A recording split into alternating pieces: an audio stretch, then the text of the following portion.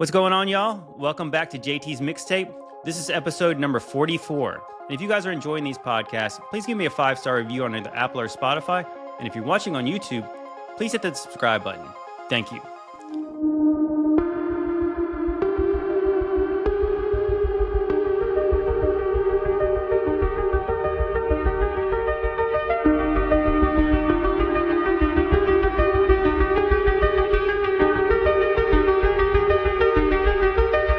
Come closer, my child.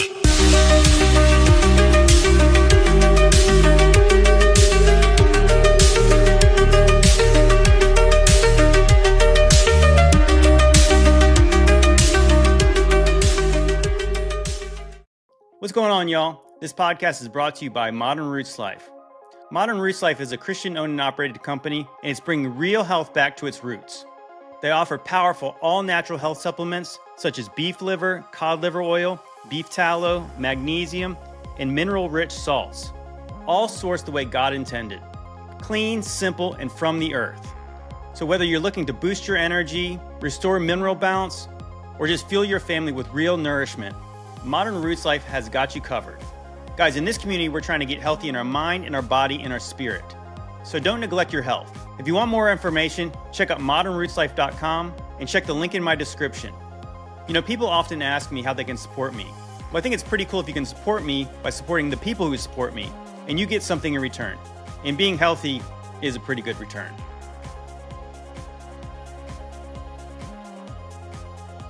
And once again, I have a special guest on Mixtape this week, my friend Tim Constantine from the Sixth Sensory podcast. What's going on, Tim? Hey, what's going on, JT? What's up, Brian? Happy to be here. Happy to go down any kind of crazy rabbit holes we want to today. Including maybe sinkholes. Yes. My co-host with me, Brian, Demon Racers, as always. What's going on, Brian? Thanks for having me back, always. I'm doing pretty good today, ready to talk about some craziness, as usual. Excellent, excellent.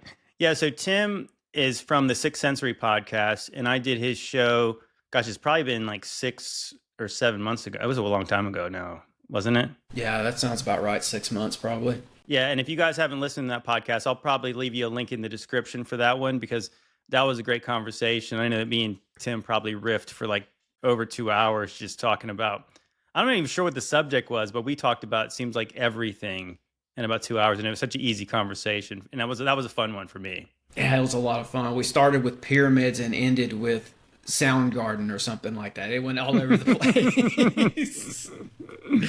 Yeah, those are my favorite kind of podcasts. That just, like I said, I told Tim before we started recording, I said, well, we'll just start it out and we'll just see kind of where it goes. I've kind of sort of got a theme sometimes on JT's Mixtape, but I think that for this show, I do want it to be a grab bag show. I don't want it to be ever too serious, and I don't want it to ever be so like structured, because that's like the whole beauty of like playing individual videos. And we could say, all right, that's enough of that topic. Let's just switch gears completely and talk about something completely different.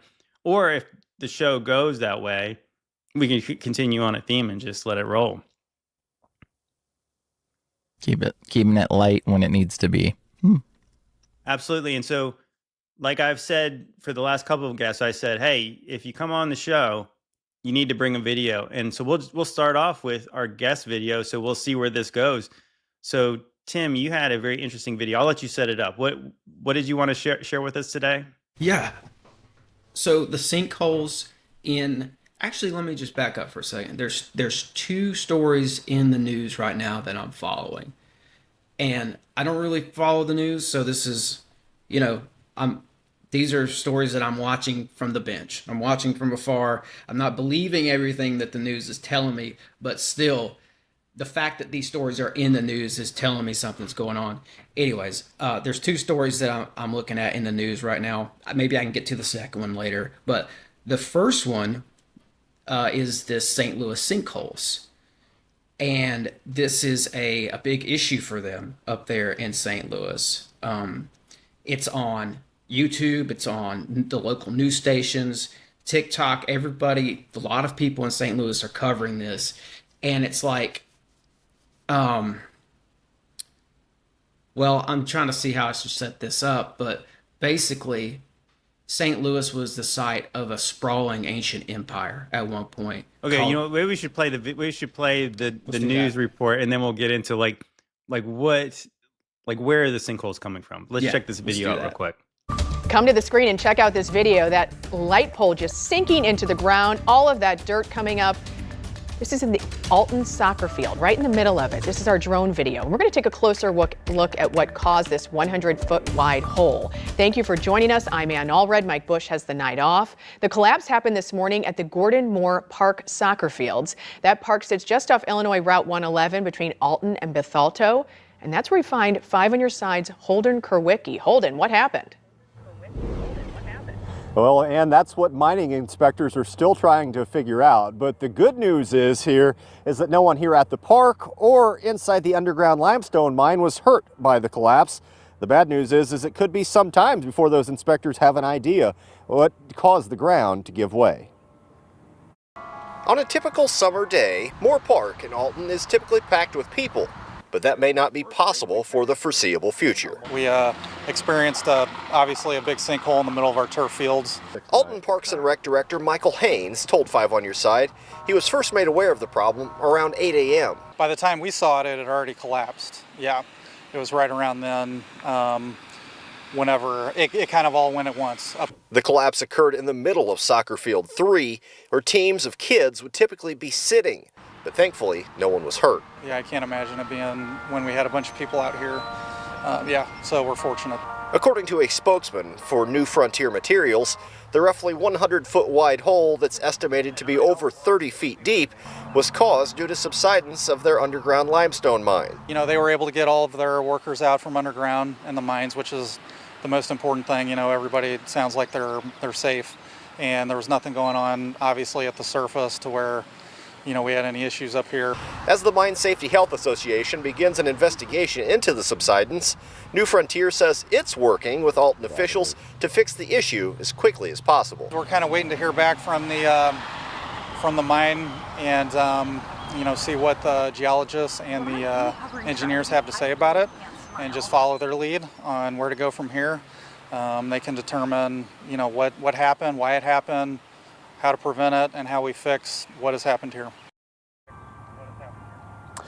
Though we've been told that the area is safe, both parks officials and the owner of the neighboring golf course have decided to keep things closed out here until they get the all clear from the mining inspectors. Reporting live in Alton, Illinois, Holden Kerwicki, 5 on Your Side. Yeah, so this is technically in Alton, Illinois, which is not far from St. Louis. It's on the Mississippi River. If you were to go to Google and type in St. Louis sinkholes, or if you do that on YouTube as well, you're going to see a lot of stories pertaining to sinkholes in St. Louis itself. That was a perfect circle too.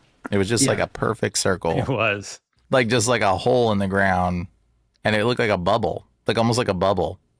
It was just like perfect. And there's supposedly mines under that, like under that soccer field that supposedly collapsed. Well, that's the thing that I'm curious about too, because here's some images. I just typed in St. Louis sinkholes. There you go. So it's the same problem. It's connected because the video we just watched isn't far from downtown St. Louis. Yeah, there's something really, I don't know, something didn't sit right with me about that report about how there's a limestone mine under. Yeah, how close is the mine there? I know, it's like, are they getting up where they're like getting like right up to the surface, and then, oh shoot, I guess we dug a little bit too high up? Because that seems like it's something that would be very preventable. Like you don't dig right up to the soccer field. Yeah, you know what I'm saying? Yeah, and all of these are right underneath the streets. Look at that one. That would be a bad day. Yeah. So I was looking, one of the videos that I really wanted to send you guys, I was not able to find. Now, I watched it last week, but I don't know if it got taken down, but I couldn't find it. And it's a guy in St. Louis who's talking about the sinkholes on his street. And the news team comes out there and they film it. There's... Well, look at that. Look at that. See, that one has a tunnel. Look at that. So stay on this. This is what I'm talking about. There's stuff under the streets old cities. You know, Yes, that's what I'm that's talking about. You see that's that brick, Yeah. brick in there, That's man? an That archway. is wild. That is wild right there. so that's what I'm getting at. This guy showed the news team, and he filmed it himself too. He's like, they walked over to a sinkhole on his street, and it broke in a way to where you could see down in there really nice. And he's like, see, there's the old street, but there's something beneath the old street as well. There's layers of city under this. Had like Roman architecture arches, right? Isn't that what those are? The Roman arches? Well, yeah, I mean, it could be Roman, it could be something else. But look at this other one. Oh yeah, Like, what is that? there's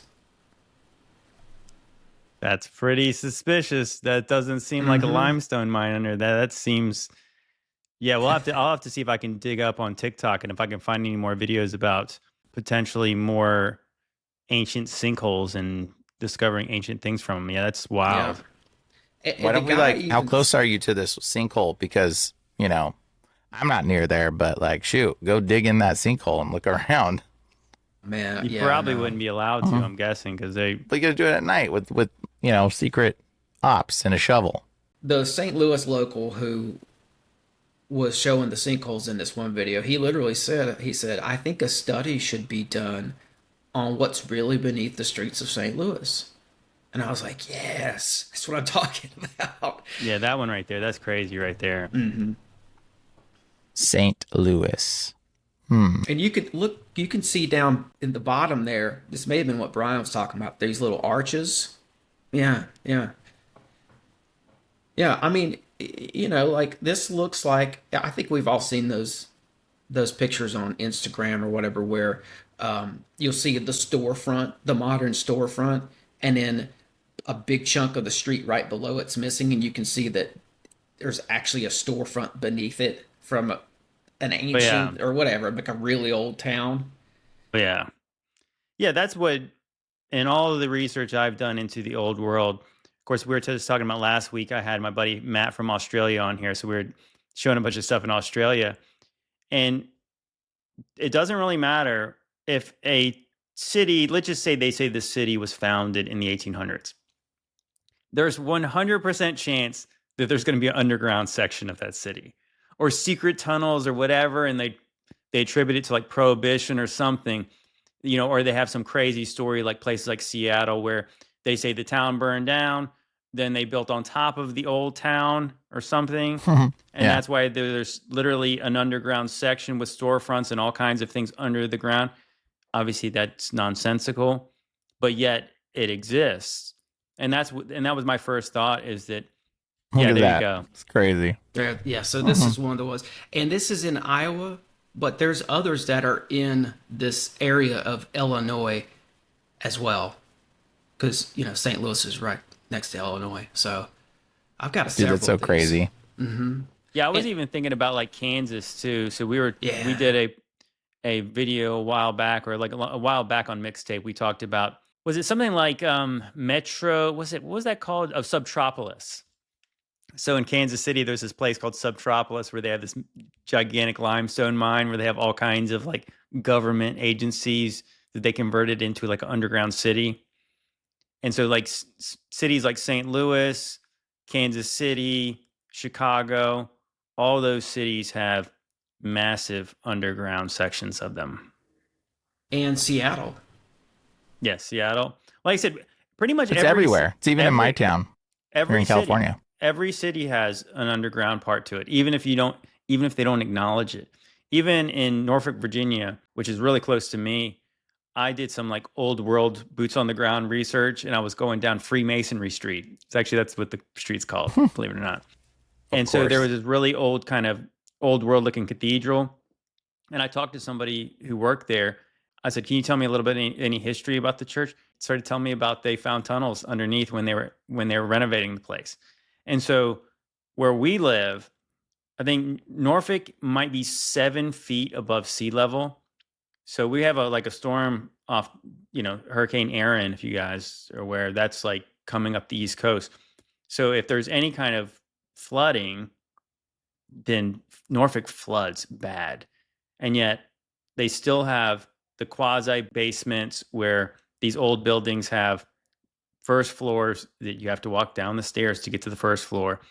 And then under this church, there was tunnels connecting all these other places there. And they were these brick tunnels.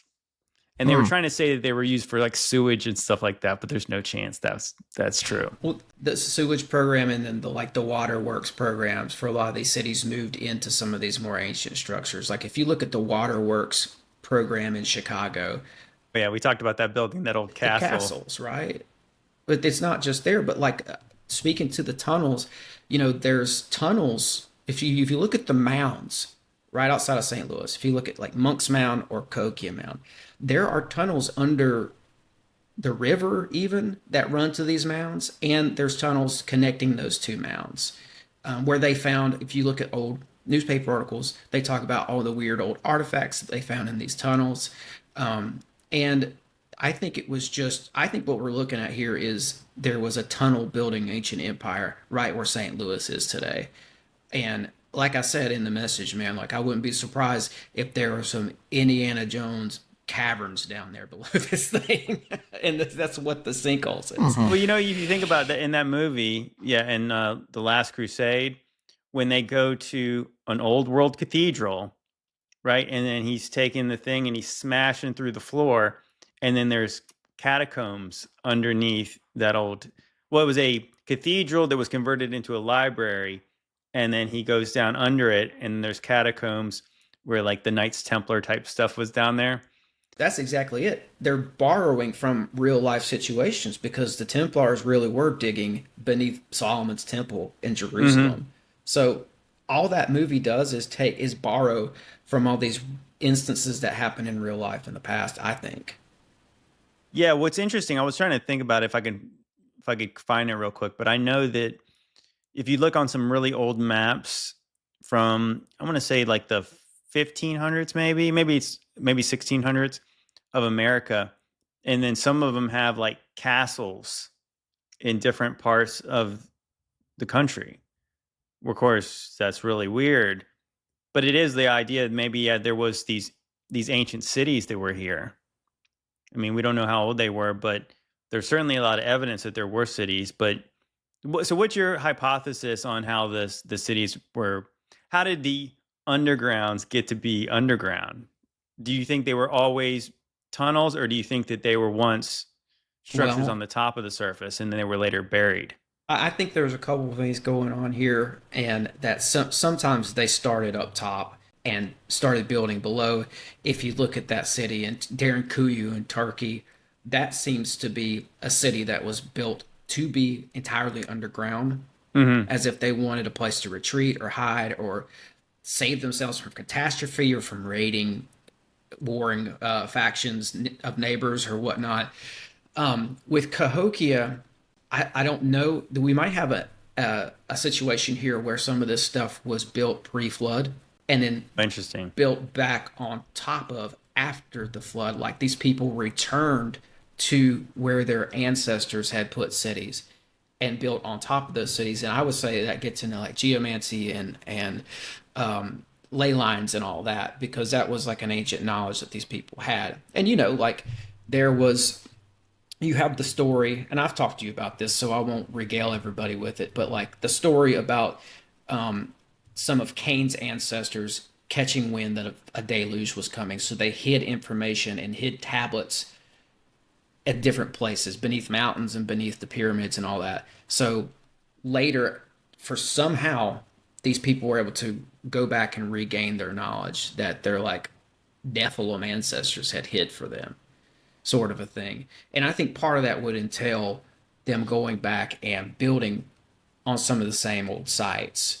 Yeah, that's interesting. Which would be underground now, of course, by the flood, right? Like there's, we've got ancient sites in Tennessee that they had to dig down to get to because there was a layer of earth over them. I would imagine that was there before the flood, and that's how they got covered, but I'm not positive.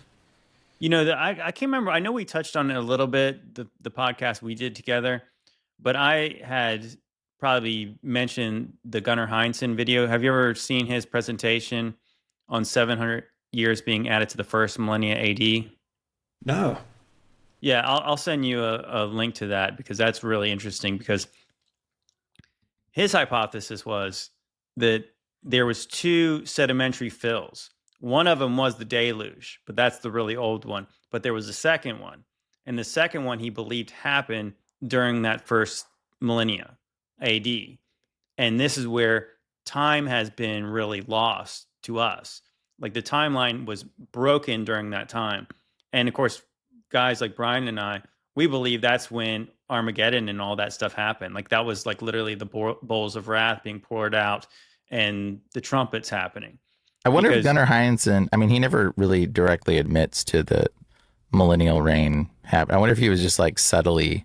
If you actually listen to the video, he goes pretty far. He said it was his conclusion at the very end because he was not a religious man. He said that the reason why we have the chronology we do have is because of Revelation chapter 20. And he said that people were reading that and saying, we must be after this 1,000 years. They believed they were 1,000 years after Jesus. And what's really interesting that goes along with what he said is that if you look at it, that the AD chronology was not widely adapted until 1000 AD, which makes no sense, right? They're going to start it out by starting with year 1000. It could also be that like that maybe there was a huge gap, JT, and maybe they didn't even, maybe there was 1,000 years totally didn't even happen. And then they said it's year one, even though there was like a missing 1,000 years. You know what I'm saying? Well, they did. Well, I mean, according to him, they did not start at year one. Even if you go to the mainstream chronology, they didn't start AD chronology until 500 something AD. That makes not a lot of sense to start dating stuff at 500 right then. Did they account for the missing 500 years then? Well, no, I mean, well, again, so this goes right into there's a 700-year gap or 700 years of false time in the first 1,000 years. What Gunnar Heinsohn believed is you have a collapse of early antiquity of Rome, of like the Western Roman Empire, and then mid antiquity, the Western Roman Empire fell, and then in late antiquity you had there's catastrophe in Northern Europe, but the one in the middle was, if you've ever done any research into 536 AD, it was supposedly like the worst year ever on record. It started with 18 months of darkness, begat some mini ice age, then the bubonic plague follow. Meanwhile, there's wars and famines during this time. So this catastrophe, again, the sun did not shine. You couldn't walk outside. I guess they said it was at the brightest the sun was, you wouldn't cast a shadow outside. That's how dark it was for 18 months. So this cataclysm even reached to the Mayan civilization in the Americas and wiped them out too. It snowed in China in the summertime and all this kind of stuff. So it was a worldwide thing. And so what Gunnar Heinsohn believed was that the three catastrophes were one. And that's when the timeline was broken. Just talk about the Dark Ages. Dark Ages, they say that there was no advancement in culture, language, and architecture. And so what Gunnar Heinsohn started to see is that in that first 1,000 years, that all the buildings were built on the same strata level. You did not have any building on top of things. They were all built at the same level. And then they would, historians would say, oh, they built this thing in 900 AD in a Renaissance style of the first century. And Gunnar Heinsohn says, no, it was the same time. They use down to like them having the exact same building materials used. Like this, everything's the same. Even he was saying like that the early Christian church, we're told they didn't have any buildings they met in for the first 300 years of Christianity. And they said by the time they had their own temples or churches, they built them in a Renaissance style of the pagan basilicas of the first century. Yeah. So what he was saying was, no, those churches were from the first century and they started right away. And then you have this catastrophe. And of course, me and Brian think that was the book of Revelation. And so were the temples built after the catastrophe? No, this would have been before, likely, or even they. Well, some of them could have been built after the catastrophe, maybe potentially. It's really hard to say. It could have been during the year of the 1,000-year reign. My understanding of this from my research is that the Gothic cathedrals were built around 1100 AD by Saint Bernard Clairvaux, and the Knights Templar. So here's my conclusion, or my theory on the whole thing. I think the things that look Roman were Roman. So that's where you have Greco-Roman architecture everywhere. But I would say that, to me, that the change in the architectural style is so strong with the cathedrals. That's a different look. That doesn't. Those were not built at the same time period. But anyways, the whole reason I brought all that up was that he believed that there was two sedimentary fills. So the one was the deluge, but the next one is the one that we all call the mud flood. And so how do we have modern buildings that are buried up to over their first and second floor sometimes? And what he was saying was that when you dig into the strata, you dig down and you find Roman things now, but you don't find anything under the Roman things. The Roman things are the oldest things they find. And I guess it's not to say that, well, we do know that Noah's flood would have caused, I mean, who knows how deep you could go to find things that ancient. You even find Roman coins here in America when you dig into the dirt. You find Roman coins and Roman artifacts everywhere. I was just looking at some Roman lamps that they dug up from an archaeological dig just this weekend. It was pretty interesting. Yeah. I think that they were over here before Columbus. You have to forgive me because I do kind of stick to maybe a more traditional timeline. I'm willing to hear other ideas, but like I think as Columbus, the whole 1492 or whatever it is, I think the Romans were over here, sailing over here. Prince Marduk and some other tales that were passed down orally, and there's evidence of them too. But anyway, the Romans were over here, and they were like, the copper trade and everything that was popping off. We have big copper mines up in the Great Lakes, and they were using the Mississippi like a giant superhighway of commerce. And I think the Romans were involved with that. Yeah, we call them Vikings, but they were actually the Romans. And there's like so much evidence connecting the Vikings to being the Romans. Yeah, we literally just discussed this on the last episode. So there's early Roman coinage that has the same exact ships that supposedly the Vikings had 700 years later. And so that's the thing. It's like that we're told about these Scandinavians as being these sea people, but they did not sail for 700 years. And then by the time they did, their ships emulated old Roman coins. And so it was my conclusion that if Rome was conquering all of Northern Europe too, because we know that they obviously conquered the island of Great Britain, if they conquered those people, then they would have conscripted those peoples to possibly be their navy or be their exploration, to the new world or whatever. And so even in schools, we were talking about how even mainstream people now acknowledge that Leif Erikson likely got here 500 years before Columbus did. And the interesting part about that is in Gunnar Heinzen's research, instead of like moving everything back, he moves like Christ up. And so you move the Roman Empire up into the timeline, and then just say you take 500 years off of, 1492, you're getting right into the times where, Rome would have been the head power of the world. So if they would have sailed over to the Americas, and let's just say they had a 500-year head start, what would be here? Greco-Roman architecture, all the Roman stuff that like you see. all the big cities we have. And so I do think it's interesting to consider also that the Romans would have had better knowledge of probably the days of Noah than we do.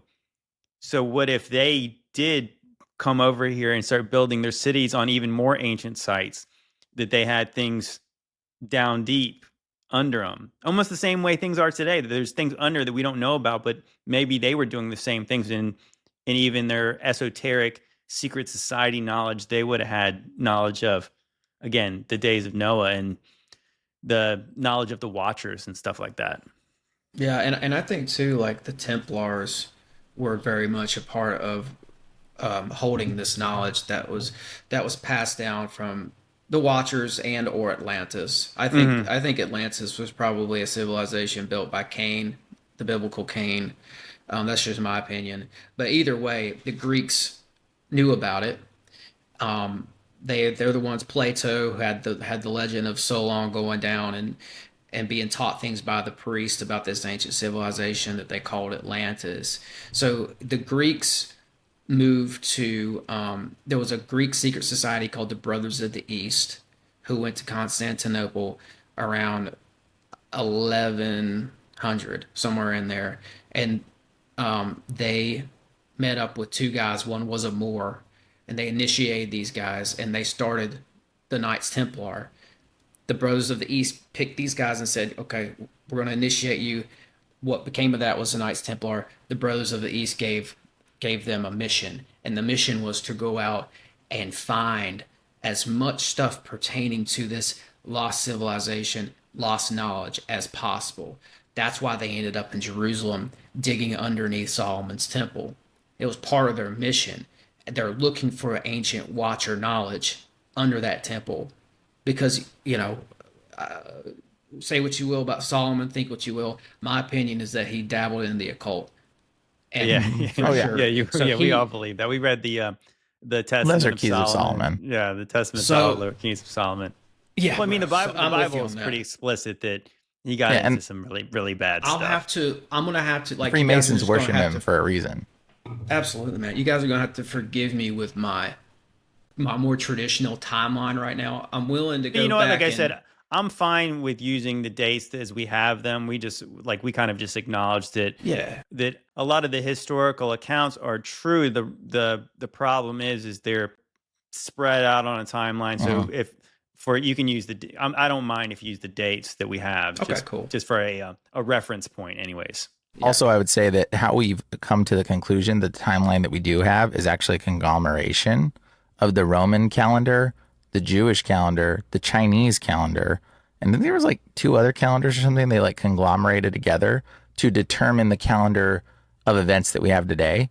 And those events, they tried to line up like the 536 AD event where the world went into total darkness. They tried to line that event up because it was a worldwide catastrophic event within those calendars to try to say that, oh, this calendar all kind of lines up, so it must have happened around this time. They have no clue. They don't know how they were counting all the days. They have no clue. They've made up a narrative, so we do not know whatsoever. Like the calendar we have is just bogus, and there's no way, because they took like somebody else's counting system and said, oh well, these events happened here, and they kind of look like they line up with these events, except for they don't. And when you actually line those events in those calendars up, the calendar totally shifts. They didn't do that. For some reason, they just didn't think to do that. They made up some scenarios and they kind of misaligned all these calendars. So it's very obviously been manipulated. And when you just look into it, you're like, well, that date is clearly the wrong date because here it is in this calendar at this time. And and everything's tethered to the Freemasons. What were you saying, JD? Mm-hmm. Well, I was going to say that if you do look into the timeline discrepancies, that we're told that the Europeans actually gave the East Asians their calendar or their chronology. Maybe not their calendar, but their chronology. So the Europeans are the ones who actually told them they tried to line up their their chronology with the East Asians. But I want to stick on one thing you said, Tim, was that what's interesting is even by the mainstream story. So we know that Columbus had the Knights Templar cross on his sails. Absolutely. And what was interesting, I learned this a while back, is that, so I want to say, is it in Ireland? Is it Roslin Chapel? That was like some kind of Knights Templar place. Mm-hmm. And so they had, in the stone, in the kind of the artwork, they had maize in there. And Roslin Chapel was supposedly built in like the early 1400s. So yeah, we're told that maize came from the New World, which they had not been to yet. Right. So I think that the Templars was clearly a lie that people had been there, and it makes sense that they had been there. So yeah, absolutely. So I think that Columbus got his maps from the Templars, and they were older maps. If you look, that were from the Phoenicians. So if you look at the Peri Reis map, right, that ended up in Istanbul in the hands of a Turkish general. I think he got it from the Phoenicians. A lot of this stuff ended up in Constantinople. The Templars were there with the Brothers of the East as well, kind of kicking this off. Part of that starts in Istanbul, Constantinople.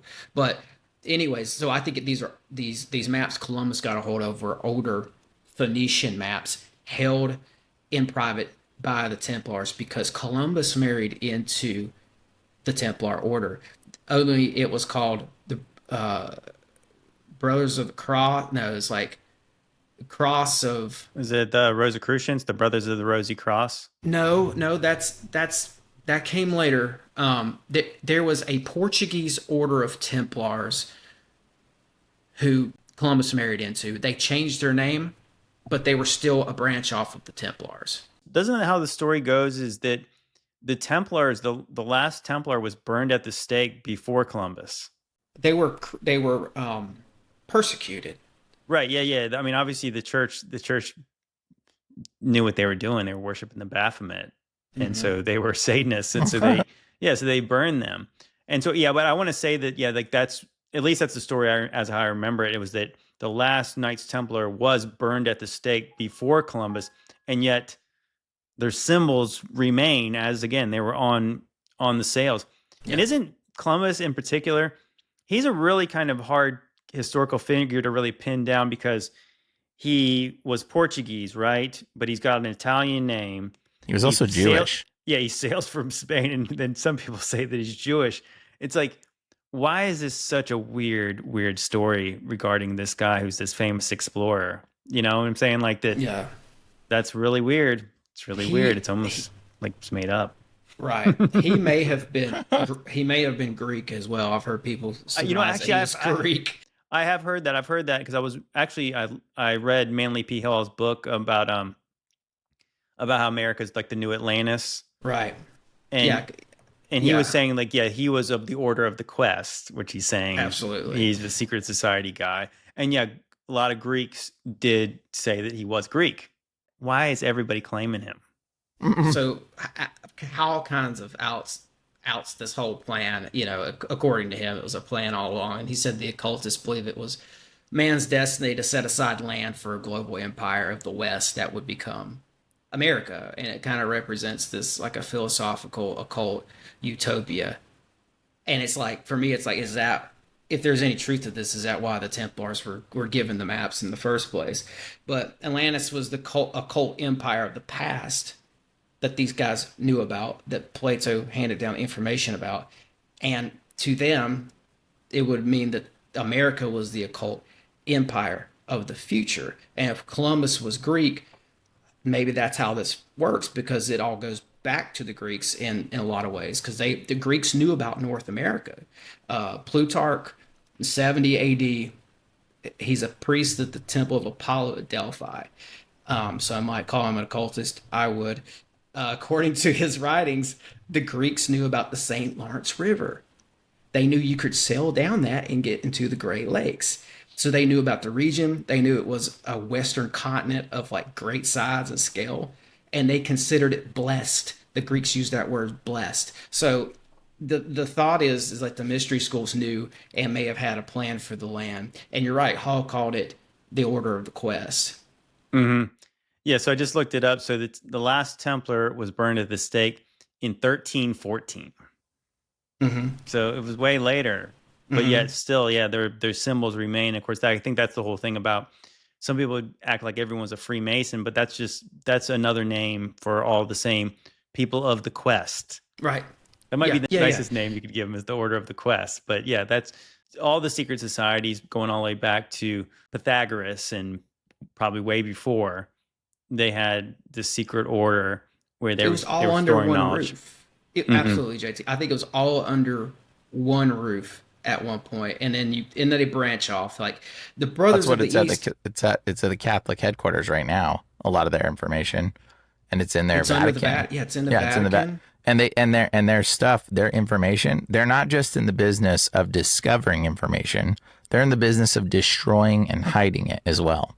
Because knowledge is power. And if you don't know where you're at in time, and you don't know what you are, and you don't know the history where you've come from, you're confused. And with that confusion, they control the world. That's kind of their goal. Mm-hmm. So, and I agree with that. And I think the reason why I'm bringing the Greeks into this, and I don't always put it on one group. I don't say it's the fill in the blank who run the world, but the Greeks play a role here because I think big picture, they were the ones responsible for preserving the knowledge from the previous Watcher civilizations, and they just end up in Europe. And it's like JT said, at some point, groups like the Brothers of the East branch off and become Freemasons, become Templars. But this is how you let more into our timeline. This is how I think you get books like Sir Francis Bacon's New Atlantis. He was a Templar. I think he was passing along the information that they believe came from Atlantis, and they thought that what they were doing was they were going to use that information to build a new empire in this Western hemisphere. So he calls it New Atlantis. I think it was a Templar thing in general. They just used that word Atlantis a lot, and that's why he used it. Which is interesting. Like Francis Bacon may have been Shakespeare. He was alive at the time of John Dee. He was in the service of the king. They were both in the royal courts together. And even to this day, they say something about Elon Musk. Like every morning or something, he reads a chapter out of New Atlantis. Have you ever heard that? It's like it's part of his routine. It seems like he's trying real hard to put off those vibes that he's like in the club. I mean, he's in the club, but I mean, he's like literally wearing the Norvis Ordo Seclorum jacket. Yeah. But to go back to Columbus, so this story is a lie, because not saying he for sure didn't exist or he was somebody else, but the point is then if you have that Rosslyn Chapel with Mays on inside there on the stone inside Rosslyn Chapel from like early 1400s, well then people had already been there. Again, if Leif Erikson had already been there 500 years before Columbus, then there's no chance the other Europeans don't know about this continent that's over to the west of them. And so the story about Columbus looking for a different trade route to Hindustan is nonsense. It's not true. So that's why, of course, that's why when you get into the timeline stuff, it makes sense. It's like that all this stuff is made up, or it's not necessarily all made up, but the timeline's wrong. The goals of these people were wrong. The details are wrong, but we have the big points. Okay, Columbus's original writings are missing also, and his original writings that were being held, by the way, at Castile, went missing, and so I'm pretty sure there is probably his writings exist probably in the Vatican, but they went. How are they going to go missing? In when they're in possession of the king, because the bookshelves in the Vatican are like 53 miles long. You could lose a lot of stuff in there. No, but check this out. But what I find really interesting is to kind of get into like that Indiana Jones Templar stuff. So Columbus sails for the Spanish, right? And they don't go to America like we live. They go to the South American part. And then they start looking for like El Dorado. And then who was it? Who was the guy a Spanish guy from Florida? Was it a Spanish guy or was it a French guy? And he was looking for the Fountain of Youth. De Soto. Yeah, De Soto. Yeah. So you have these other people looking for El Dorado, this mystical city made of gold. JT, I'm telling you, I think this goes back to this same batch of knowledge. They were looking for treasure because there's treasure mentioned in all these old documents. And plus, I mean, the Templars were said to have come over here and hid things, hid artifacts, hid treasures, create vaults in secret locations. So I think some of that was De Soto was probably either looking for some Templar treasure, or they knew about the Phoenician Canaanites coming over here doing all this copper mining and thought that they had left behind empires with treasure. I think it could be either or both. Yeah. You say the Canaanites, and I don't know if you know this, but Christopher Columbus's and Sir Francis Drake, both Chris Columbus's son, mentions that his dad encountered dog-headed individuals here in America. His son, Cynocephalus. Yeah, Cynocephalus, as well as I believe it was Sir Francis Drake that said that they were trying to kidnap some Native American women. Obviously terrible, and that they tried to the Native American men chased them. They got on the boat and they sailed over to, I think it was Catalina Island, actually Catalina here in California. Sailed to Catalina Island. They said giant dog-headed men came out of the island and they said, "Oh shoot." And they basically ran back to the island where the native people were trying to kill them for kidnapping these women because they didn't want to deal with the giant dog-headed people because they were terrified of them. Those were Canaanites, by the way. That's why they're called Canaan. Canaan means dog. Okay, this is what a Canaanite is. It's they had Canine. dog heads. Yeah, I've got a book that talks about the Spaniards. They came over here and they landed some of them landed in Florida, and there was another account where they landed in a place called Frederica in Georgia. It was an ancient city on the coastline of Georgia. They had a star fort there, and they had a star fort and a walled city. I found drawings of it. So the Spaniards, they land at Frederica, and they go up through like Georgia up into Appalachia, and they were looking for some sort of a treasure because they kept pressing, even though it was like they were finding like natives who weren't really like who didn't have gold or anything like that, but they were very driven to get up into the mountains there where we had Cherokee cities. Come to find later, we find all the ruins of all these Cherokee cities. The Cherokee had a capital up in there called Chota. It's underneath a dam right now. They covered the whole thing up, but that Chota's So it's under where a man-made lake from a absolutely, dam.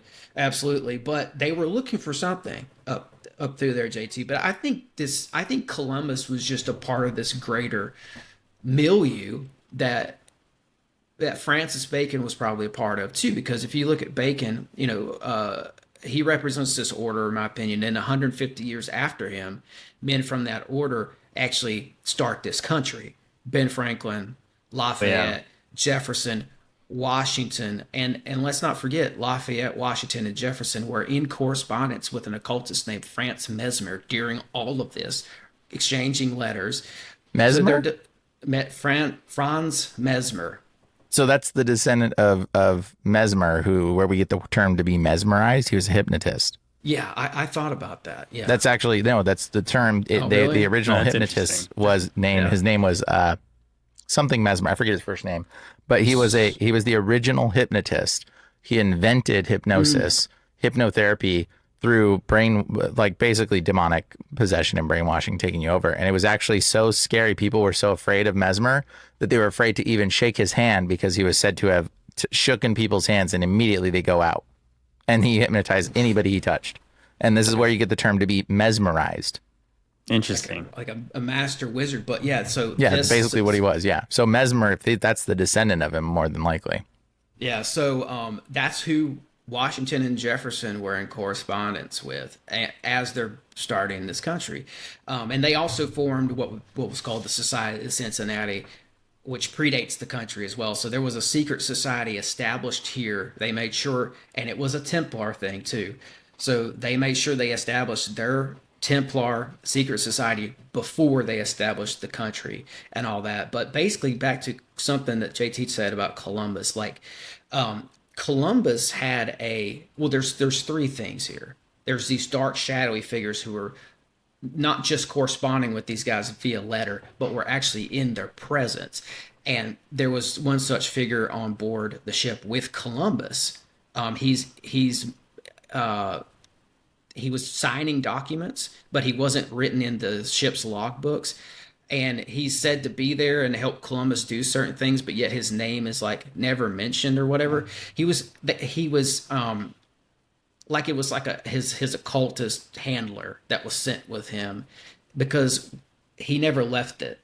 He never went back with Columbus. He stayed in the West Indies to do some sort of job. But it's a lot like the guy who yelled out, what was it? God has given America to be free, before they signed the Declaration of Independence, because all these guys were hesitant to sign it in the first place, because if it didn't work out, they knew they were going to get killed. Yeah, they were all going to be killed. But right in the heat of the moment, as they're hesitating to sign, somebody in the balcony yells out, God has given America to be free, and they all just hoorah. I read that book, and he actually gave a really great speech. Actually, when I was reading the book, it was like the speech. I mean, it sounded like a Christian speech, but of course you could know that if it was the devil, the devil would know how to quote scriptures in order to get people to do things what he wanted. Like, that would seem like a godly ideal. But I mean, I do think that that is where you get into the idea of like that we're told that the founding fathers were all about religious freedom, and that's why people came over here. But what I find really interesting about that is that all of these secret societies kind of have to keep shape shifting and rebranding in all these places because they're being persecuted by a church. The church is not having them be open worshiping the Baphomet. So then they come over here, and then so religious freedom is established. And it's not about being able to practice Judaism because they weren't Jews, or at least we're told they weren't. It wasn't about Islam for sure. These people would have been horrified if somebody put up a mosque or a synagogue back then. It was all about the secret societies.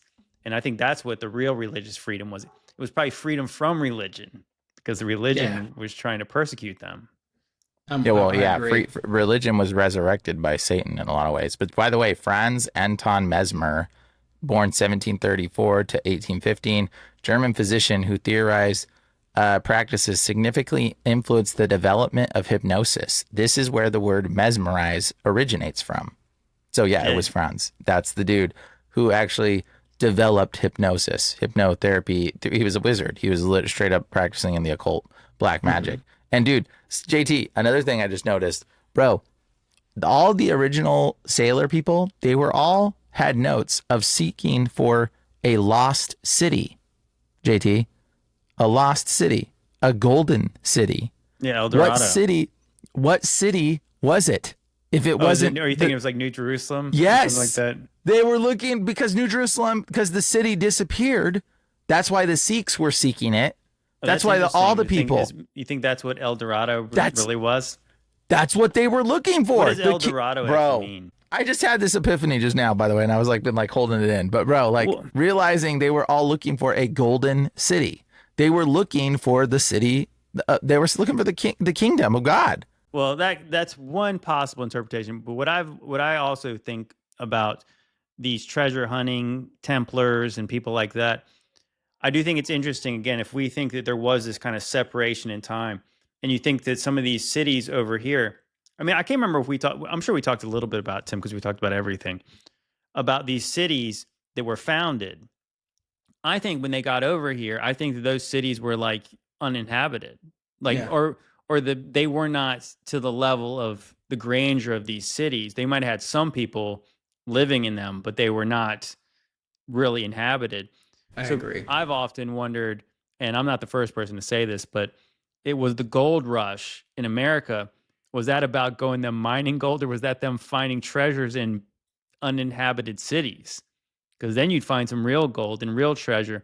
So what if in the same way that you could have had two kind of factions, or maybe they're doing both at the same time? You have like people like the Spanish who are looking for these mystical cities and, mythologies of, the Fountain of Youth and all this stuff. They could have been looking for ancient stuff, like really ancient stuff, like antediluvian stuff. But then you also have this idea of like that these people are really trying to go conquest of this land, that they know that there's cities there. They know that there's real stuff here. And they were, it seems kind of crazy to think that you have one country go over there and then they all go over there immediately. Like, you know what I'm saying? Like that it was just like there was this rush to get here. Like what's prevented them from getting there? Because it's not like the sailing technology was so much more different than it had been. Right. And I guess you mentioned the Phoenicians. The Phoenicians could have sailed over here. But those people, yeah. I mean, I think that they did. I think that it's crazy to think that they had a port in an island in Maine with there's petroglyphs and there's writing and there's little pictures of Phoenician ships carved in the boulders. Even they had a port in the Great Lakes. Mm-hmm. Well, yeah. So what I'm saying is that you have the people who are responsible. At least we're told for like the megalithic marvels and ancient temples and things like that. The idea that they couldn't build a watertight ship is crazy. And then of course the anomalies where you have like people who lived in Easter Island and even the Hawaiian Islands.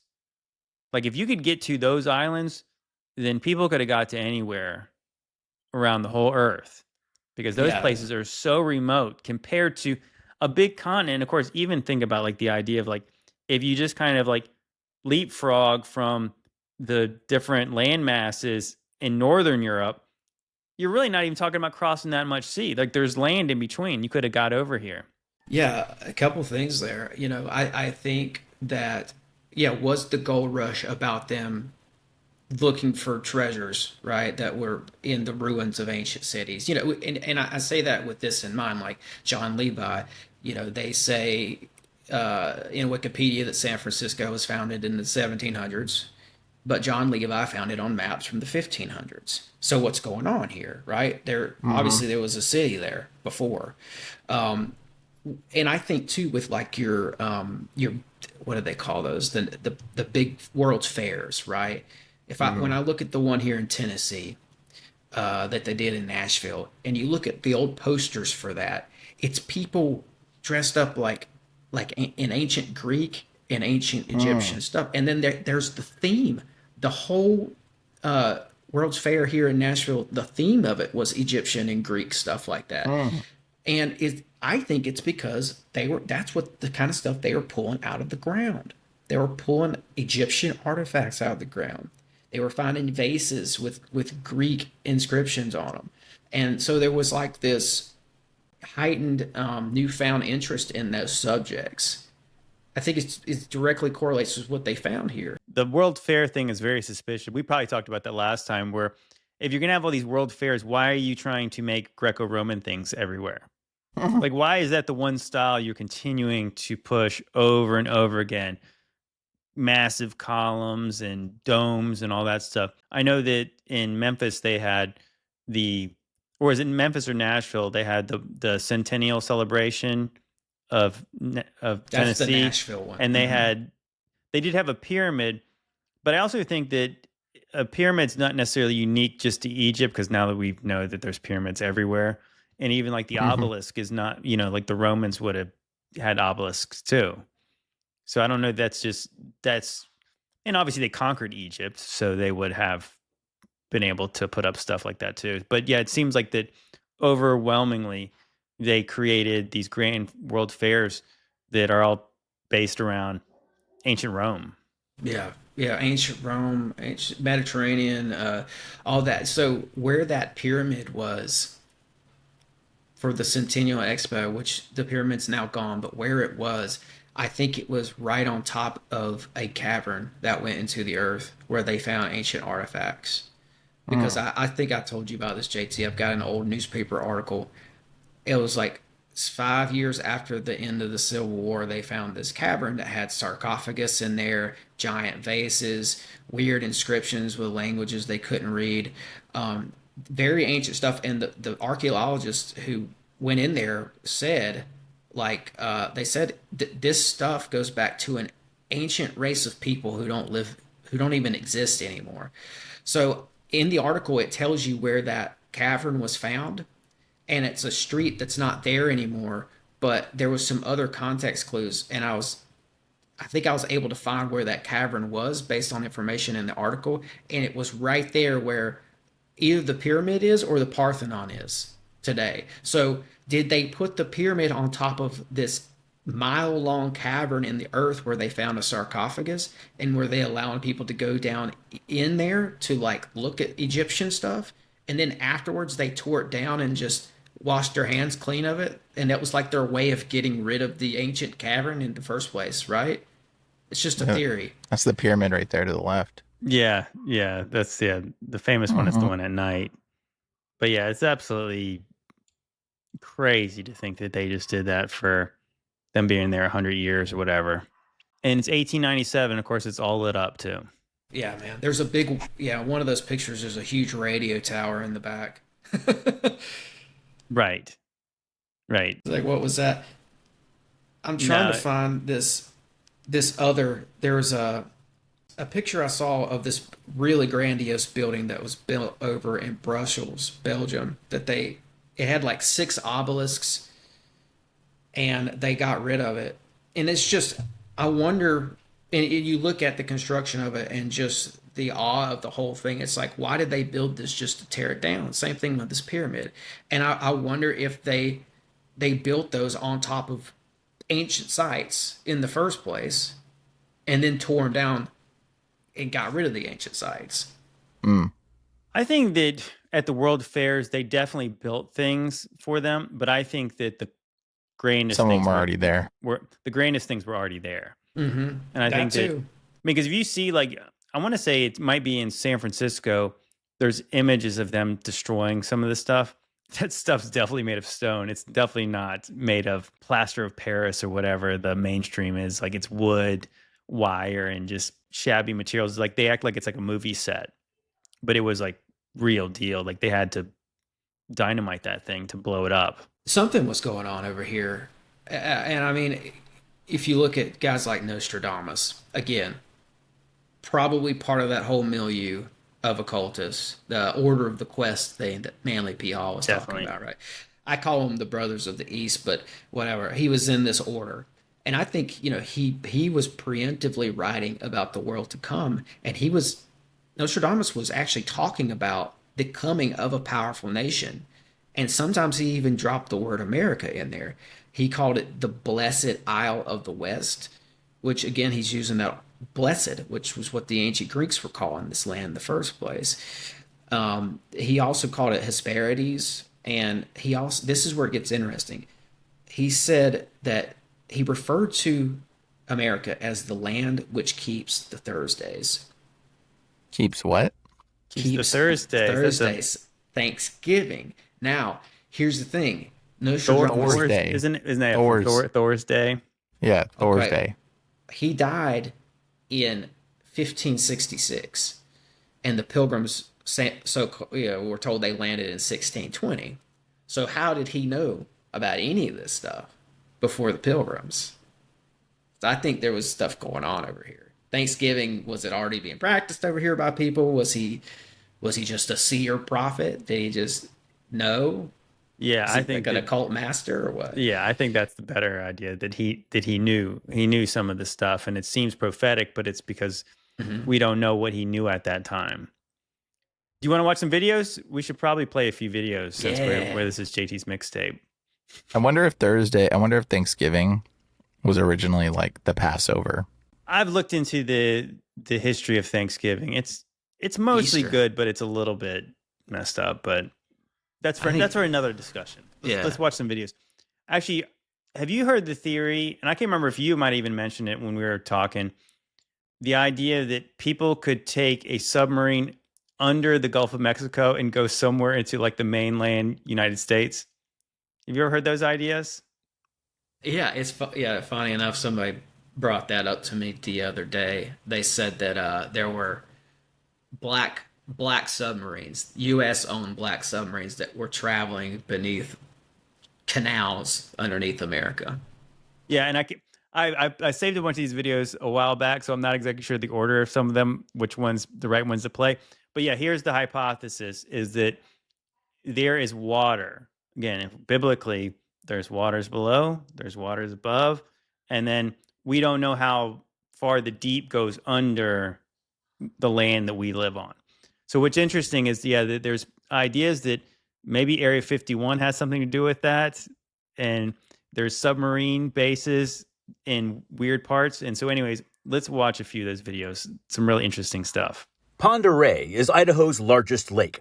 It's surrounded by lush forests full of pine trees, cedars, and aspen, and home to white-tailed deer, elk, wolves, moose, and bears. The only people in the area live in a couple small, quaint towns around the lake's rim. But it wasn't always this way. After the attack on Pearl Harbor during World War II, the Navy ran Farragut Naval Training Station right here, the second largest training base in the world, with a population of 55,000 people, making it the largest city in the state. It was later used to house nearly 900 German POWs captured after D-Day. After the war, there was no longer any need for the base, and the land was handed over to the federal government, and most of it is now a state park. But not all of it. A small naval contingent remains there, the top-secret, large-scale Vehicle Range and Acoustic Research Detachment. There, in this landlocked state, 375 miles from the ocean, they test large, 1/4 scale, autonomously piloted submarine prototypes. Yeah, it's basically Area 51, but for subs. Lake Pend Oreille is large, cold, uncommonly calm, and at points is 1,150 feet deep, deeper than Loch Ness, making it the 5th deepest lake in the country, the perfect ocean analog. And because it's a lake tucked away in the middle of nowhere, there is next to no background noise or snooping foreign governments. Lake Pend Oreille is where the U.S. Navy has, for nearly 3/4 of a century, made sure that America's subsurface fleet is as silent as possible. Oh, and like the aforementioned Loch Ness, Lake Pend Oreille also boasts decades-long stories of some large, mysterious sea creature. Though the sightings were almost certainly just naval vessels, perhaps even part of some grand naval disinformation campaign to keep its clandestine operations on, or under the lake out of the public eye. Stay curious, my friends. Love that, man. I looked it up real quick, and it says, because I was curious about whether or not this was a man-made lake, right? So I looked it up real quick, and it says it's not entirely man-made, but it says the lake is made larger by the dam at Albany Falls, just east of Old Town. Then it says the dam is 90 feet high and operated by the U.S. Army Corps of Engineers. So I've got stuff on that. Yeah, that's really interesting. I thought the one part I was really skeptical of right away is that, so they took German POWs to Idaho. Is it possible that they weren't POWs and they were just scientists or occultists that came over to do weird things? Why would you take POWs to Idaho? There's no way that's true. There's just no way that's true. And also, yeah, the idea that this lake is over 1,100 feet deep.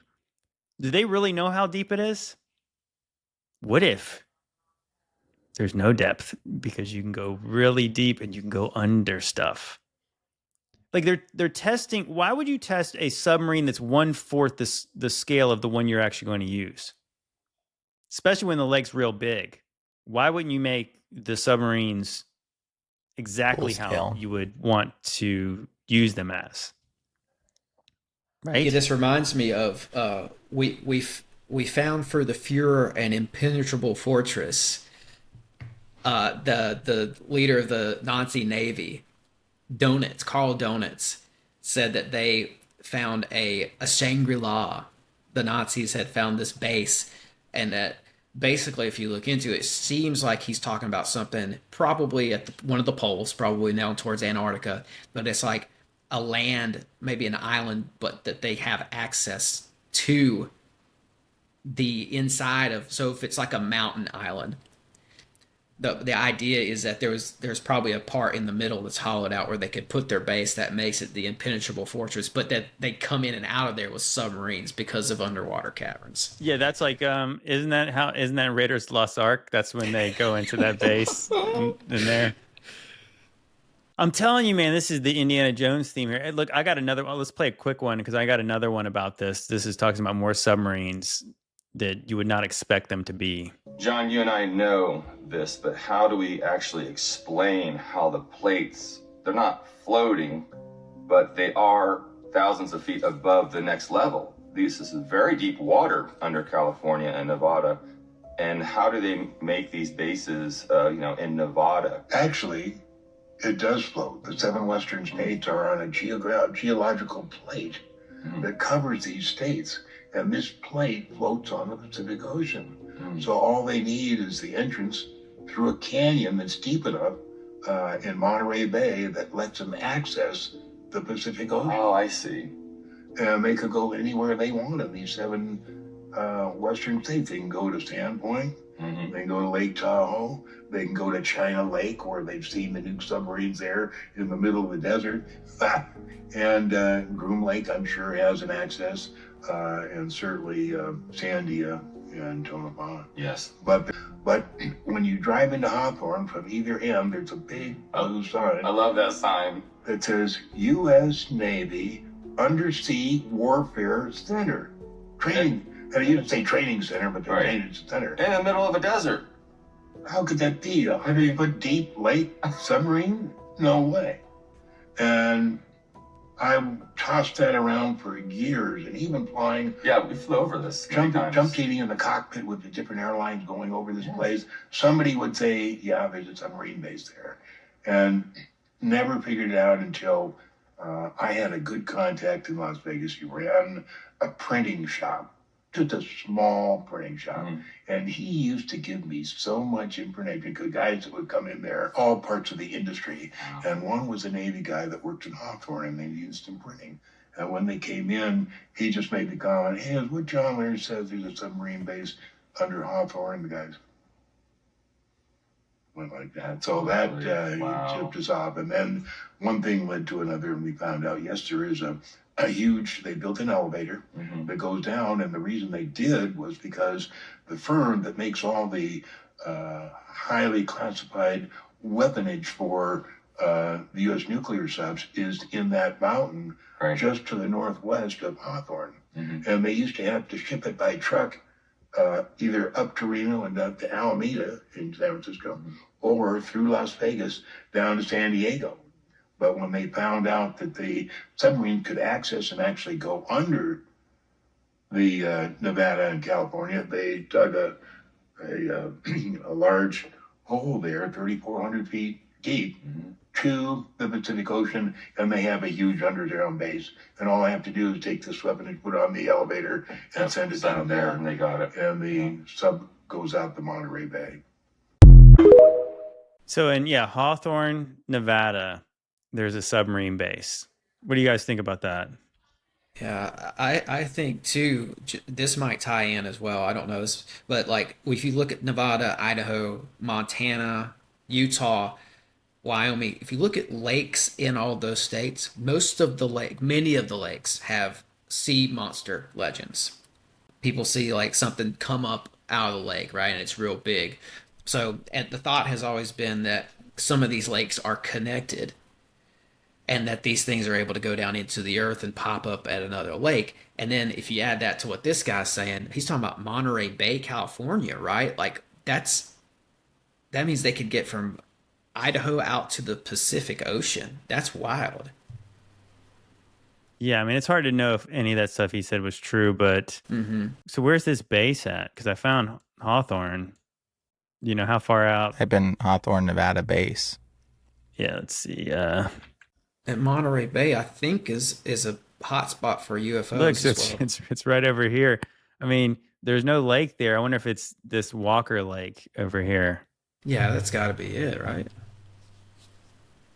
I mean, I guess I don't see anything big enough water-wise down here to test a submarine out in. But what do you think, Brian? Do you think there could really be submarines that have access to other lakes, and there's some kind of, underwater superhighway for submarines under America? I don't know. I mean, I can't swim that deep, so it's not really something that I'm planning on exploring. Maybe we'll make a little submarine eventually, and hopefully it won't blow up. Yeah, you want to be like the Titan, Titan submarine. I mean, it's pretty ridiculous to think about 1,000-foot deep lake. I mean, I can't even wrap my mind around that. That's ridiculous. I mean, of course, like what Lake Mead is 1,000 feet deep. I mean, I guess at the Hoover Dam, but that's probably only parts of it are that deep. Probably right where the valley is, between two mountains. So I mean, that makes sense. But like these other lakes, like again, that one lake in Idaho was not man-made, or like they made it bigger because of that. What would be the advantageous component to just being able to be in a submarine and go? I mean, submarine does not seem like an efficient way of moving things. So I don't understand I'm trying to like connect the relevancy. It'd just be like, dude, you barely can get people in a submarine and lower it down and send them across. Like, what would you move? Like, what's the point of it? You know what I mean? Well, like, it would have strategic value when you're in a war because you can torpedo big ships. But I would say for the most part now, no. I mean, I would say that this seems like to me, course, if we're going into theorizing wildly, this seems like you would need a submarine to be able to access this waterway. Because But you what could would be not the obviously point of accessing it? I think it's Because- all about traveling undetected. They've already got tunnels that go undetected, though. Like, they got so many tunnels that are so well, maybe deep. that there's what if some of the tunnels were flooded? Well, I know someone that's a truck driver, and he told me about a tunnel that his dad also was a part of, where it was like something like from, I forget where it was from. I think it was from Nevada all the way to like California, some like huge, massive tunnel that they had that his dad would drive, and it was like just a straight tunnel shot. It's just, you just have more options. You have one tunnel for automobiles, one tunnel for submarines. If you go back to like that Navy admiral, Nazi guy I was telling you about, Donitz, he, in Nuremberg, he said on the record that right at the tail end of the war, they had submarines that were able to go from Germany to Japan without surfacing. They had figured out a way to make the fuel last that long, and I think they had actually installed underwater fuel stations so that they could get all the way from Germany to Japan undetected underwater. And I think for them the advantage was they had just about every nation in the world spying on them. They wanted to be able to do things without people knowing their movements, so it was all about strategy for that. Yeah, so I got a video that maybe could tie this all together with Area 51. Or it might be just total nonsense.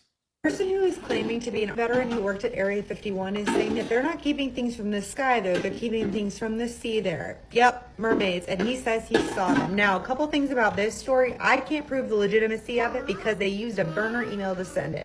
If this is fake, it's super weird that someone took all the time to create a fake email, send me a story, to troll me anonymously. If that's the case, it's totally possible. I'm not discrediting that. But he says he sent this anonymously because he has to be sure that this is not going to be traced back to him. Some of you are going to believe it. Some of you are not going to believe it. That's cool. I don't know what I believe, but I'm just here to say the weird thing out loud. And you guys said you wanted the weird story. So he said when he was working at Area 51, he had a very specific job that kept him restricted to a very specific area. He was not allowed to go or work anywhere outside that area until one day he got reassigned after someone else went on leave, or they had a change of plans and they had to replace somebody. So he gets reassigned to the other side of the base where he has never been to before. He's one of the few people on the base that knows how to do this very specific job, and they need someone like right now. So before he goes over to that other side of the base, his supervisor looks at him and says, no matter what happens, do not ask any questions. You understand me?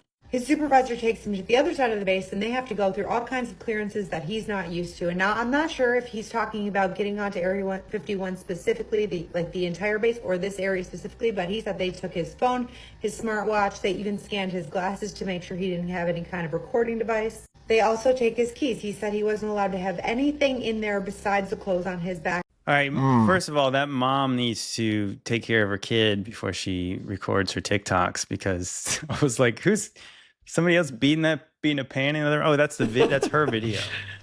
Yeah, I don't know if any of that's true, but I just couldn't help but think. So a couple weeks ago, we established that Brian was part of the contingent that was going to raid Area 51 from Bakersfield.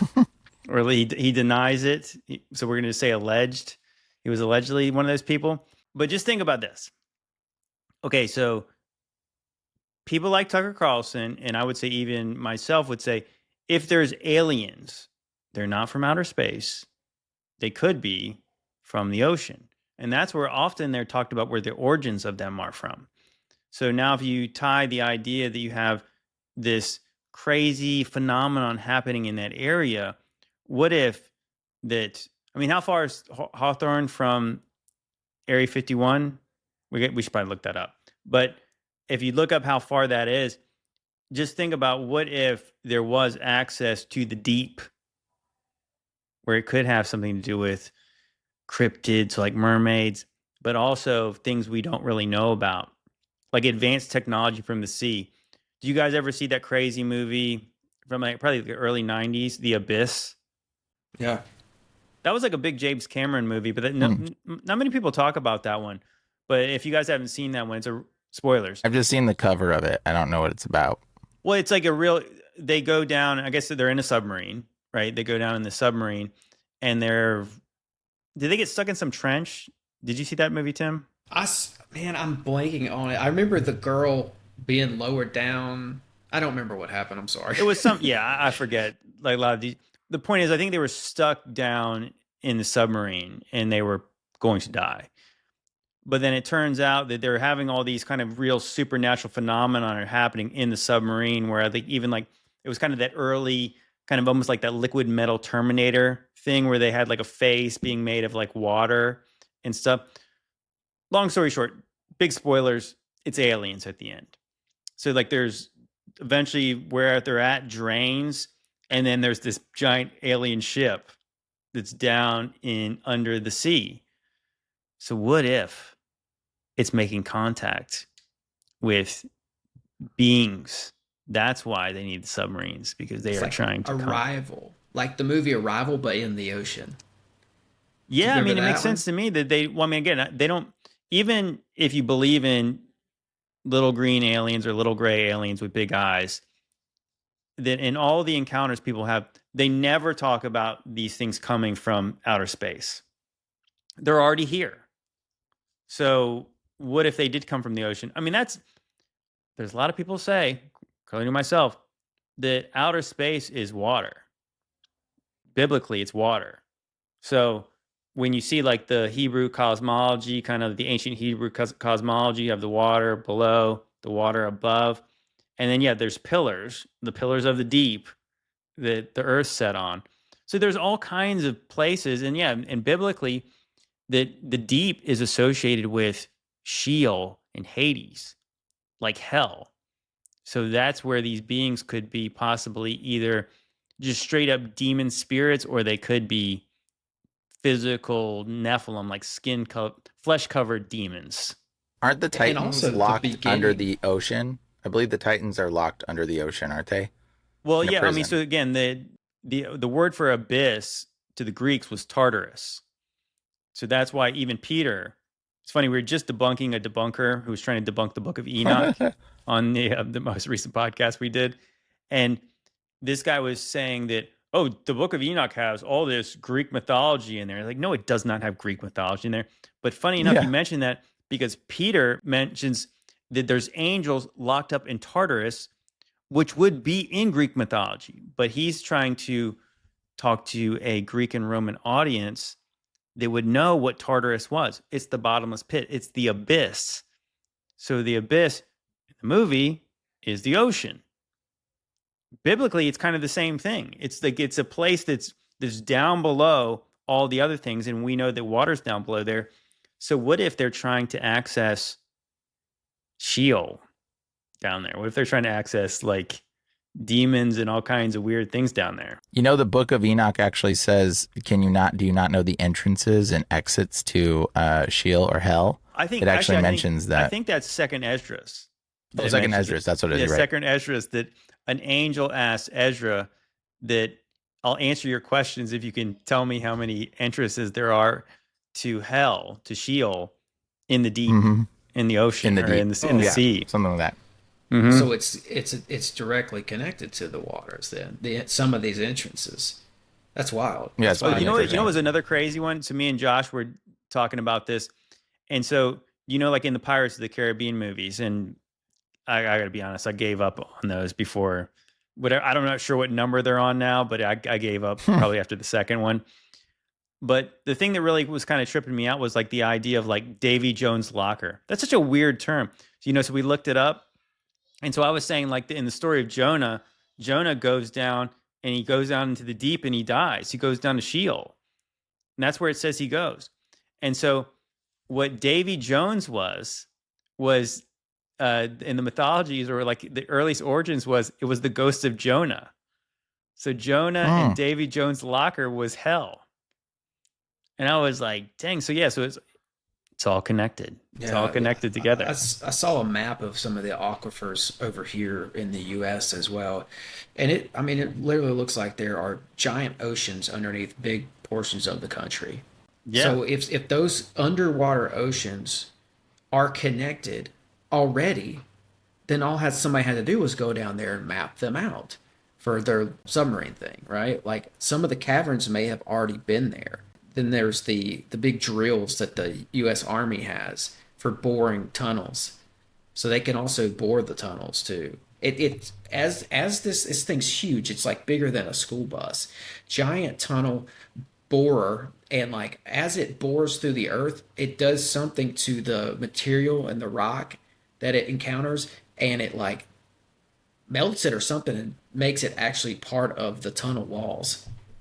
It's crazy. They've got the tunnel thing down to a science. It definitely seem to be able to do that. Yeah, check this out. I found this verse. So it's Second Esdras. I think it's chapter 4 and verse 7. So this is a different translation. He said to me, this is Uriel talking to Esdras. If I've asked you, how many dwellings are there in the heart of the sea? But this other translation says, how many exits of hell are there in the sea? That's pretty interesting. Pretty interesting, yeah. So like the water is connected to the underworld. Yeah, and it goes back to and it also says that of time as well. It's like you got Tiamat and the Tehom. It says, well, when God separated the waters, it seems like the waters existed before the earth was created, and that there were already entities in the waters. Like the waters was before everything. Yeah, yeah. The chaos dragon. And it says in Revelation, it said the waters gave up their dead, and hell and Hades gave up their dead. Yeah, so I was actually thinking about it too. So in the Greek mythology, you have his name is Charon, is the boatman of the river Styx. So if like you think about, Charon, saying that right? Charon, almost sounds like Sauron, but yeah. So there's a. It does sound like. So like in those mythologies, is you have to pay the boatman to take you to the underworld. Why do you got to take a boatman?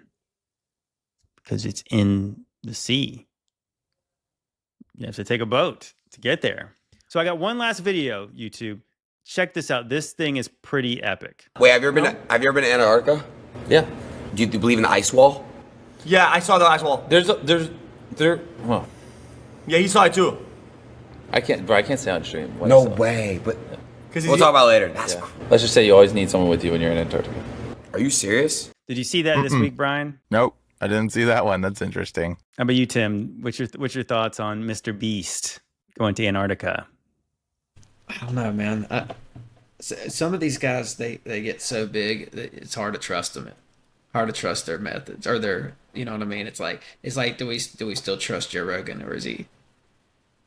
No, we don't. I'd say no, but or even like the Sean Ryans out there. It's like, definitely not Sean Ryan. Yeah, I mean, Sean Ryan, 3-letter agency. He's admits it. Think so. Tucker, 3-letter agency. Rogan, I don't know if he's necessarily in the 3-letter agency, but yeah, I think that those people, at the very least, when you get $100 million contract from Spotify, it probably comes with some strings. It makes sense, again, in the idea of Operation Mockingbird, there's no way that program went away completely, so that if you're Mr. Beast and he's got how many subs on YouTube now?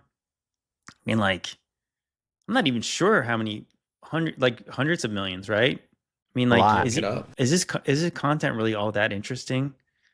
It's pretty good. But we all know in this sphere that you can't get that kind of amount of subs and follows and likes and views unless... Bro, I'm pretty sure he's just a billionaire at this point. What's that? I'm pretty sure he's just like a billionaire at this point that just gives millions of dollars away to everyone. He probably doesn't give his own money away. He probably gives other people's money away. Like that's. He has so much money. I don't think it matters to him anymore.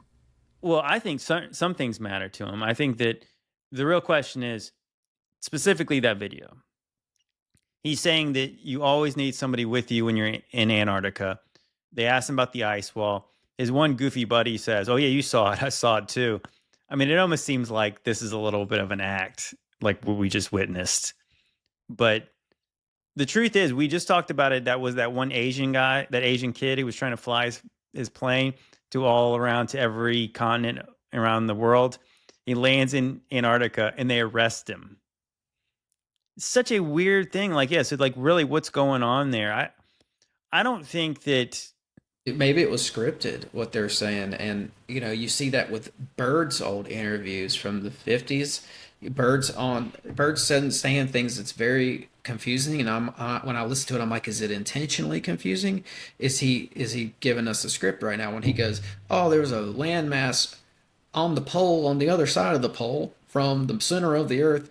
What are you talking about? Where Yeah. is this place? Or is that just meant to be murky? I don't know. I remember I thought that the bird thing seemed very, like, he seemed very cognitive, and he seemed like he was saying it in a very clear way. I think he's talking about like a ball earth model, but to me, the way it sounds, like the way I hear it, that I'm like, that sounds like that sounds like a flat earth thing to say, that you have to go on the other side of the pole. Like you couldn't just go around to the other side, and you would, as soon as you landed on land, you would see the other side of it. Right. And like, because it's almost like he made it sound like you have to go past here. Now, of course, I'm one of these people who like to speculate wildly, and I thought that, what if the Antarctica literally is like, there is maybe a wall here, but it's not, but you could go past it. And that's really what they wouldn't want people to know, is that there is more land, like, outside of the known world, kind of like the Truman Show. The Truman Show is saying like, oh, this is it. That's the ends. You can't go past here. This is it. You just go back in a circle. But but what if you could go to the thing? And that's what potentially we were wondering, if that Asian kid, his real sin was that he flew over something and he saw something that he was not supposed to see. Because that was one of the weird things. I want to say that there was old footage of Antarctica, and not all of it was under the ice. It was a place that was not under the ice. So what if, I agree. What if you went further and it was not cold? Yeah. Well, that's even, in Bird's flight logs as well. It says he got to a certain spot towards the middle of Antarctica, and he just kept flying around in circles. Like he was circling something. Something caught his attention. Was it lush and green, or was it a big hole in the earth, or what? Who knows? But I do agree. I do think in that interview, Bird was cognitive. I think though that to me it sounded like maybe he was stuttering over some things because his handler was in the room off camera looking at him. Just he also was really old. He was also really old in that interview. Mm-hmm. But I do think he was talking about something that is legit. Like there is some landmass somewhere that's real that he was talking about. See, my theory was everything he said in that interview on TV, he believed and was likely true. My other thought is that the diary is all made up. The diary is the psyop, because what he said was already, interestingly enough. So like the stuff about, the diary seems very fake. Nazi spaceships coming from inside the earth, and like meeting with these elder masters or whatever they are from Hollow Earth. Yeah, that's fake. But what he's talking about is like, so maybe that the diary was put out there to discredit anything else he said. Oh, he's crazy. Like you see all this crap that's in his diary. Like obviously we already know that's not true. But of course today people are like, I bet it's true.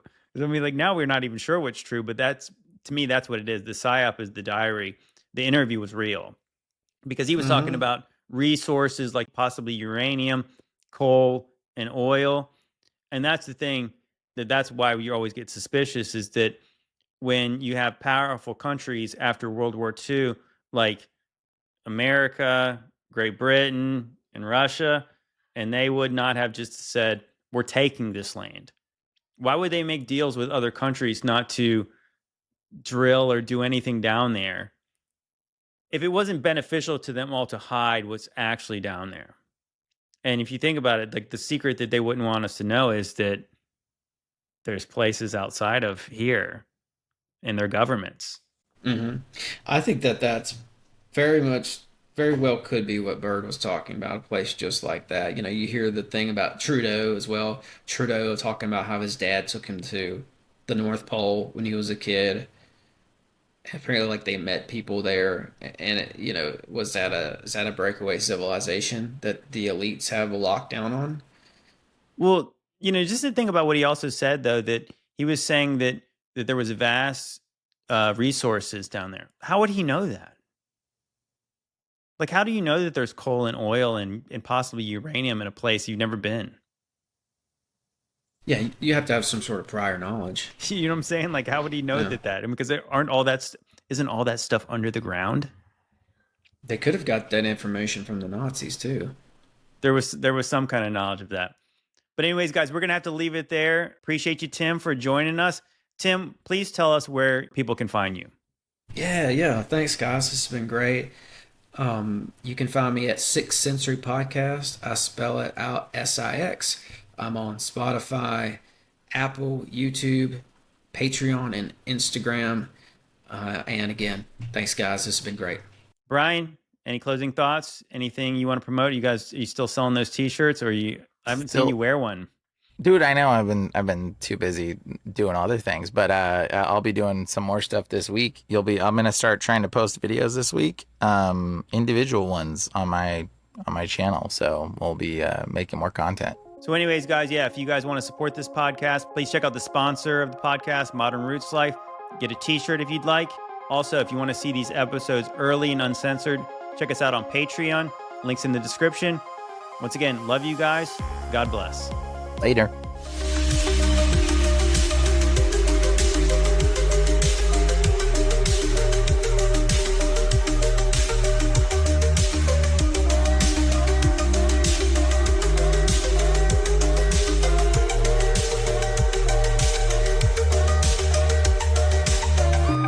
Everyone left me. Everyone deserted me. Jesus was always there. When everyone hated me and walked away, Jesus never walked away.